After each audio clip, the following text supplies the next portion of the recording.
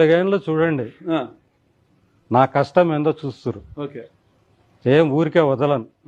పాలకొండాయుడు గారిని అవమానించారు. ఎంత నిజాయితీగా పనిచేసినాడంటే 2024లో నా 3వ కొడుకు రాంప్రసాద్ రెడ్డి మీరు ఓట్లేయాలా అని మీటింగులలో చెప్పిన వ్యక్తినే ఎలక్షన్లు అయిపోయినాక అధికారంలో పైకెక్కి కూర్చున్నాక కళ్ళు నెత్తికెక్కిన వాళ్ళు పాలకొండాయుడు గురించి అవమానంగా మాట్లాడారు. ఒక చిన్న డీలర్షిప్ విషయంలో కానీ ఆయన సొంతానికి అడగలే.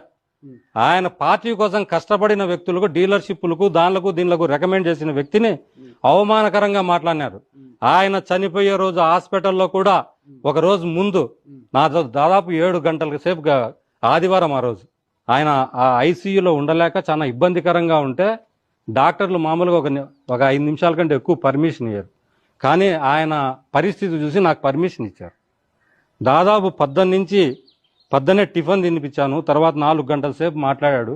మళ్ళీ అంత మధ్యాహ్నం భోజనం తినిపించాను.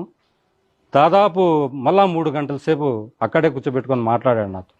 సాయంత్రం వరకు రకరకాల మాటలు మాట్లాడిన. ఆక్సిజన్ పెట్టిండారు, తీస్తాడు, మాట్లాడతాడు. నేను ఎంత వారించినా కూడా అలాగే మాట్లాడాడు. అప్పుడు కూడా అన్నాడు నేను మోసపోయినా ఆయన నేను మోసపోయినా.